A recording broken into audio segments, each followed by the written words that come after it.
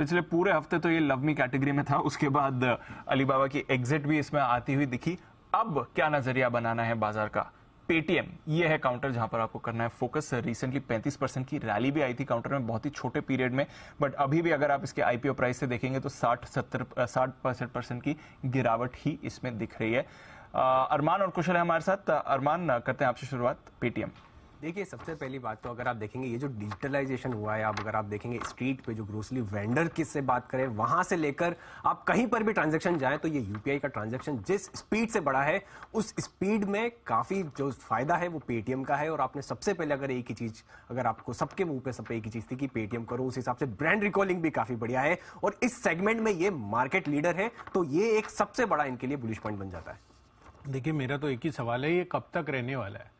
क्योंकि सबसे बड़ा सवाल ही यही है। आप अभी भी अपने जब आप बोल रहे थे तो उसमें आपको याद था, तो ये था वाला जो वर्ड है अब आता हुआ दिख रहा है। आज सुबह भी जब आप ट्रांजैक्शन कर रहे थे तो उसमें भी आपने जीपे ही किया था मुझे तो गूगल पे और फोन पे ये बड़े फोकस में अब आते हुए दिख रहे हैं और काफी सारा ट्रांजैक्शन पेटीएम की जगह अब यहां पर भी होता हुआ दिख रहा है। तो मुझे लग रहा है कि जो बढ़ता कंपटीशन है इनकी मार्केट स्पेस को चैलेंज करता हुआ नजर आएगा। देखिए, मेरे को डेफिनेटली, मैंने बोला याद था क्योंकि अब मेरे को याद है कि ये एडजस्टेड इबिटा लेवल पर पॉजिटिव आ चुके हैं अब उसी के साथ साथ अगर आप देखेंगे, और सबसे एक इंपॉर्टेंट बात की जो इन्होंने फोरकास्ट किया था उससे 2 क्वार्टर पहले ही एडजस्टेड इबिटा पे पॉजिटिव आ चुके हैं। और उसके साथ अगर आप मैनेजमेंट का अर्निंग्स कॉल सुनिए, हर एक क्वेश्चन पर मैनेजमेंट जिस कन्विक्शन के साथ हर एक सेगमेंट के बारे में बात कर रहा है, जिस कॉन्फिडेंस के साथ बात कर रहा है, वो काफी सपोर्ट करता है यहां पर कि जो अब यहां से जो बिजनेस चलने वाला है वहां पे उनको काफी क्लैरिटी है कि यहां से अब सिर्फ अपसाइड बाकी है। देखिए, कॉन कॉल में जो उन्होंने कहा, ऑब्वियसली उसके बाद हमने देखा कि काफी अच्छा यहाँ पर आपको रुझान भी आता हुआ दिखा, स्टॉक प्राइस में भी अच्छा रिफ्लेक्शन था। पर कहीं ना कहीं अगेन जो मैं कंपटीशन की बात कर रहा हूं तो गूगल के साथ तो इनका कोई कंपटीशन है ही नहीं। साथ ही आपको ये चीज भी ध्यान रखनी है कि इसके पहले भी जब आप जोमैटो पर कर रहे थे लिंक, तो उसमें भी एडजस्टेड इस वर्ड का काफी बड़ा यूज हुआ था।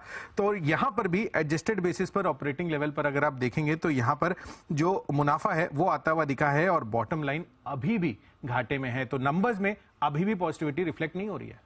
देखिए, बिल्कुल वो बात आपने बिल्कुल सही कही, पर यही है कि जब टर्न अराउंड आना चालू होता है तब बहुत जल्दी नंबर्स रिफ्लेक्ट होना चालू हो जाते हैं और वहां की शुरुआत वो है जो हो चुकी है। उसी के साथ साथ अगर आप देखेंगे कंपनी लगातार नए नए प्रोडक्ट्स लॉन्च कर रही है और अगर आप इनके अर्निंग्स कॉल सुनेंगे तो उसमें एक चीज आपको क्लैरिटी हो जाती है कि जितने भी अगर ये बिजनेसेस है वहां पर उन्होंने एक चीज इंटरेस्टिंग जो हाईलाइट शायद नहीं हुई कि वो बोल रहे हैं कि जो भी हमारे बिजनेस है वहां पर हम एक मैच्योरिटी लेवल पर आ चुके हैं। मतलब यहां से हमको लगातार अब यहां पर वो प्रॉफिटेबिलिटी पर ही फोकस कर रहे हैं और ये जो सेगमेंट सारे सेगमेंट्स है वहां पर आपको लगातार जो है प्रॉफिटेबिलिटी दिखना चालू हो जाएगी। देखिए, जो नए प्रोडक्ट्स की आप बात कर रहे हैं उसमें भी अभी भी रेगुलेटरी हर्डल्स लगातार आते हुए दिख रहे हैं और ऐसा नहीं है, मुझे अभी भी ये नहीं लगता है कि पेटीएम जो है और नए प्रोडक्ट्स नहीं लाएगा। जो जब नए प्रोडक्ट्स आएगा उसके लिए चाहिए पैसे, तो पूंजी निवेश तो लगातार इसको जरूरत पड़ेगी।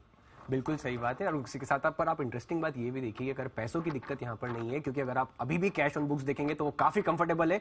उसी के साथ साथ अगर आप देखेंगे कि अगर वैल्यूएशन अगर आप बात करेंगे कि जो अपने हाई से जिस आईपीओ के प्राइस से वहां पे काफी नीचे आ चुका है, वहां से लगभग अगर आप देखेंगे 70% नीचे आ चुका है। और अब तो एक सपोर्ट भी है कि कंपनी ने 810 के आसपास का जो है बायबैक की घोषणा भी की थी, तो वो भी एक सपोर्ट यहाँ पर आता हुआ दिखेगा।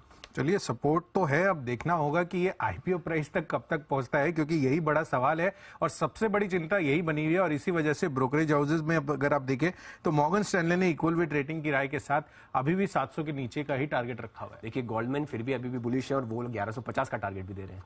चलिए, तो देखते हैं कि यहाँ पर जिस तरह का रुझान बना हुआ है किस करवट बैठते हैं, डिसीजन लेने देते हैं।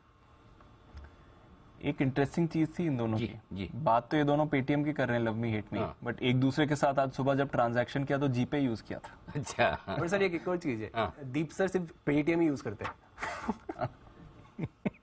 मतलब ये खाली मतलब ऐसे बातों वाली लड़ाई है, बाकी आप वाकई में कुश्ती भी करेंगे दोनों, तब तो मुझे पता है कुशल ही जीतेंगे। क्या होगा तब तो चांस कुशल के ज्यादा दिख रहे हैं मुझे, लेकिन फिर भी मेरे को लगता है कुशल ज्यादा जीतेंगे कुशल के ज्यादा तर्क है। हाँ, कुशल तो नहीं, कुशल तो हेट मी में है नहीं, क्योंकि हाँ ज्यादा चांस अरमान के क्योंकि हमारा भी बायस थोड़ा पॉजिटिव है। बिल्कुल यहाँ से डाउन साइड रिस्क कम है, अपसाइड कितनी बनेगी ये देखने वाली बात है, लेकिन नीचे जाने के लिए जगह थोड़ी कम हो गई है।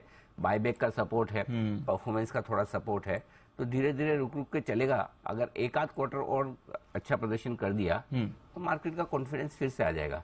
अब ये जो मार्च वाले रिजल्ट आएंगे ना दीप, ये बहुत क्रिटिकल है, इससे लोगों को भरोसा हो जाएगा कि भाई तुम करोगे कि नहीं करोगे, सस्टेन करोगे। हाँ, अगर ये क्वार्टर भी अच्छा दे, क्योंकि पिछले क्वार्टर में इन्होंने बोला था कि हम ये क्वार्टर अच्छा करेंगे, ये वाला अच्छा आ गया। अब अगर मार्च वाला भी अच्छा आ जाता है तो 2-3 क्वार्टर से कॉन्फिडेंस, मार्च का अच्छा रिजल्ट और आगे की बढ़िया कमेंट्री, तो इनकी नैया पार लग गई। नहीं तो फिर वापस से पीछे वैसे की वैसे। तो आई थिंक 1 क्वार्टर का और टाइम देना चाहिए, अगले वैलेंटाइन डे तक स्थिति क्लियर हो जाएगी। तब तक थोड़ा इसे प्यार करें ना करें, केयर जरूर करें। केयर लव और केयर में फर्क है थोड़ा सा, तो केयर तक ठीक है, कोई दिक्कत नहीं।